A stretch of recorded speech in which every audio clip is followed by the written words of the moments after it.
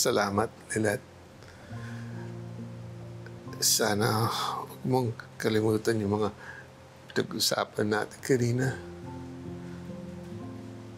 Sana mabigyan mo ng pagkakataon si Peridot na mapatunayan sa'yo na nagsisisi siya talaga sa mga kasalanan na ginawa niya sa'yo. Nilapitan niya po ba kayo para kausapin ako? Hindi, anak. Kung ganun po, bakit porsigido po kayo na magkaayos kaming dalawa? Dalawang beses na akong inatake sa puso.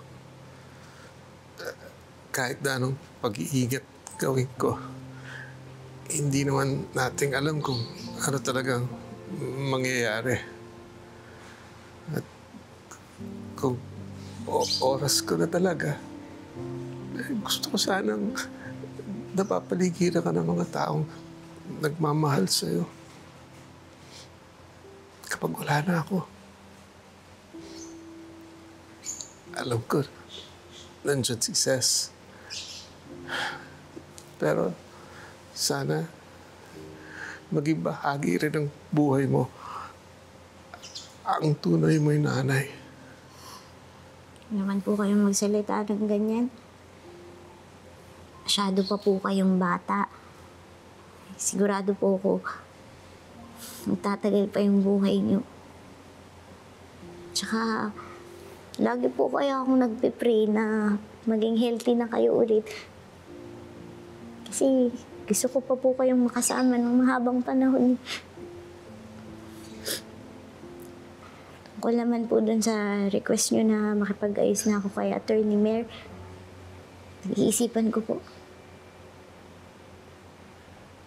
Pero kung ano man po yung maging kahihinat na ng relasyon namin bilang mag-ina,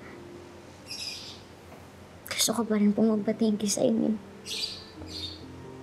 Para saan? Kasi po ginawa niyo lahat para malaman ko yung katotohanan. Dahil po sa inyo, wala na pong palaisipan sa isip ko. Hindi ko na po kailangan hanapin yung totoong nanay ko. Buo na po yung pagkatao ko. Kaya maraming salamat po. Hindi mo kailangan magpasalamat sa akin. Kung tutusin nga, maliit lang na bagay ito sa dami ng mga kasalanan ko sa iyo. Basta, asahan mo lahat ng gagawin ko para mapasaya ka. Para dumating yung araw na masasabi mong proud ka sa tatay mo.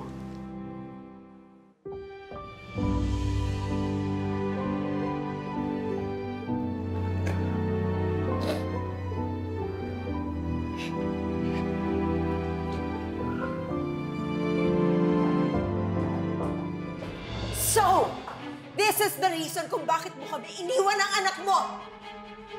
Para makasama mo yung anak mo sa labas.